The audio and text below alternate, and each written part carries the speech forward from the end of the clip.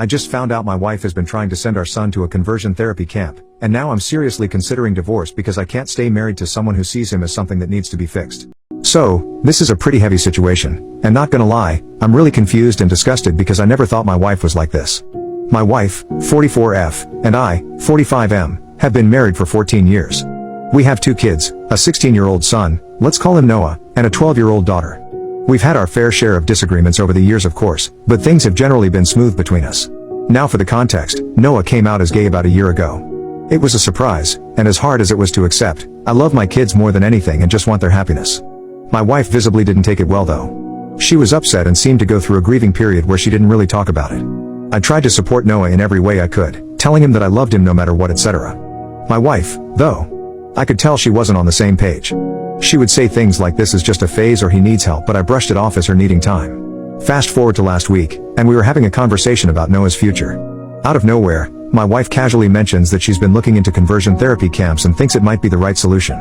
She said that Noah isn't truly gay, that he just hasn't been shown the right path and that this could fix him. My blood ran cold obviously, I was in shock. I immediately told her I didn't agree and that this was not something I could support, duh.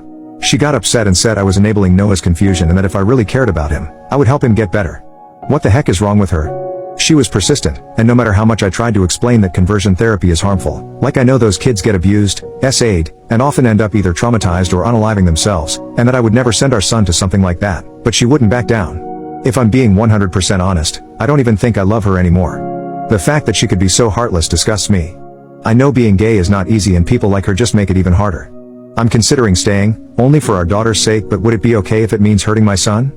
It feels like a betrayal to Noah. I just don't think I can keep living with someone who thinks this is okay.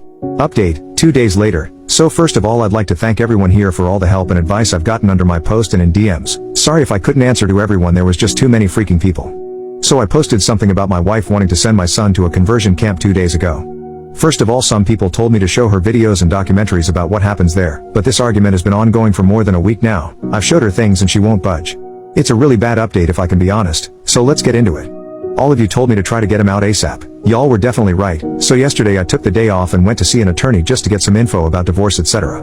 But after what happened, I'm 100% sure I want a divorce as soon as possible. Yesterday I went to pick Noah up at his school and as many of you suggested, we had a long discussion. I basically told him his mom and I may be getting a divorce because she wants to send him to a conversion camp, but I can't accept that. I've talked with her many times and I told him I'll probably go through with it. He looked really hurt, my heart broke all over again, but was very understanding and thanked me for standing up for him. I pulled him into a hug and told him I'll always love him no matter what and that nothing's his fault.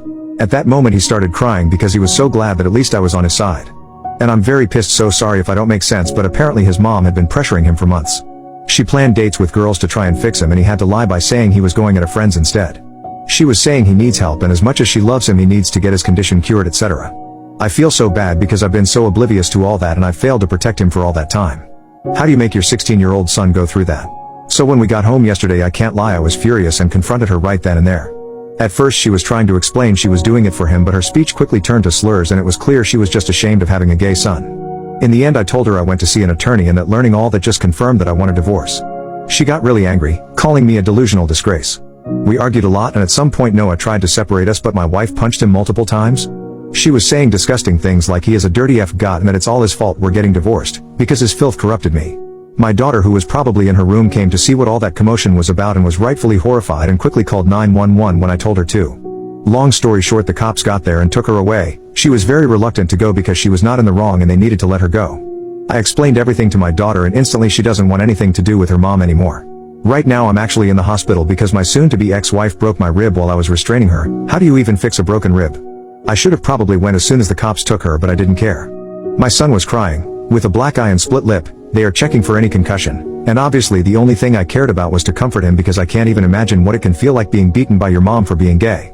I'm planning to file for full custody of course, and my kids don't want to see her ever again anyway. Given all the charges she's facing, I hope she won't stand a chance against me. I just sent the mail to my attorney and I hope the procedures will be fast. I've also thought of getting CPS involved, but I'm not sure they will really help. Like, I cannot understand how you can grow so resentful of your own kid because of something they can't control. Even I had pretty strong opinions about it, but as a father it is my role to unconditionally love my kids, and so I learned about the topic and changed my way of seeing the world for him. It took some time grasping it, but I never doubted 1 second the love I have for my child. I thought it was the same for my wife. Visibly not. Second update, 16 more days later. So, a little over 2 weeks ago, I posted about my soon-to-be ex-wife putting both my son and me in the hospital because he is gay. First of all, I'd like to thank everyone for the support and advice we've received. The kind words were overwhelming. Now, for the update. It's been difficult ever since, but this is not a bad update. First of all, I was able to get an emergency custody order. I'm very relieved because many of you warned me about how people can have their kids forcefully taken by those conversion camps, and I'm relieved that she can't do that anymore. I'm still overly anxious and only leave my son alone when he's at school. I've instructed all the teachers to make sure no one but me approaches him. Thank God my boss has been understanding of the matter. I've been granted the exclusive use of our house as well, so I've changed the locks and installed security cameras. Many friends and family members, from my side of course, have been visiting often, to give us both emotional support and safety. Many of you also advised me to document every injury that my son and I sustained. Fortunately my son didn't suffer a concussion, so I took plenty of pictures and gave them to my lawyer, and she has also taken my son's and my daughter's testimony. Given all the charges my wife is facing, child abuse both physically and emotionally, neglect, endangerment, assault and battery, hate crime and domestic violence. Yeah, it doesn't look very good for her. Our lawyer is confident that I will 100% be granted full custody. She also said that it's likely soon to be ex's attorney will recommend that she gives up her parental rights, given the overwhelming evidence against her. Also it's very likely that my son and I, possibly even my daughter if she asks for it, will be granted a restraining order against her. My lawyer has told me CPS involvement will only strengthen my case, as they are thoroughly investigating everything. While we're still waiting to get the court date, I am feeling highly confident and relieved for the first time since all that crap happened. I've gathered tons of overwhelming evidence against the toxin, thanks to that person who came up with that name. I'll keep everyone updated, and thank you again for all the advice and support my kids and I have received. I honestly don't know how I could have gotten through this without all of you. Y'all just saved a family, be proud. New update, 3 months later. Hi everyone, it's been a while since the last update, and I'm sorry to have kept all of you hanging like this. I was honestly too focused on protecting my son to think about it. First of all, the divorce. The divorce isn't finalized yet, as my legal team focused on securing custody and protective orders first. Now that's settled, the divorce proceedings will be moving forward.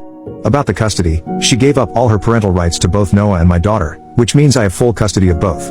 Also, Noah and I thankfully got a restraining order against her. However, for some reason, the judge decided my daughter didn't need one since her mother hadn't physically attacked her. My lawyer was fuming. As if her actions weren't self-explanatory. I don't know what that judge was on, but I sure as hell want it. About the sentencing. As I said, the toxin gave up her parental rights and agreed to a plea deal, which is how we saw the judge so fast, which I believe significantly reduced her sentence. She was found guilty of assault and battery, child abuse, emotional distress, a hate crime, and domestic violence. She was eventually sentenced to 1 year and 10 months in jail, but she could be released early for good behavior as well as 100 hours of community service when she gets out. This is still crazy though, given she literally broke my ribs and beat the crap out of my son. I believe she should be locked up for much longer. We had so much evidence, medical records, testimonies, CPS. At least we'll be away from her for that time. I'm shocked by how fast all this went though. I guess the police doesn't joke about domestic violence against minors. Now onto my son, my daughter, and me too. I've put the 3 of us in therapy.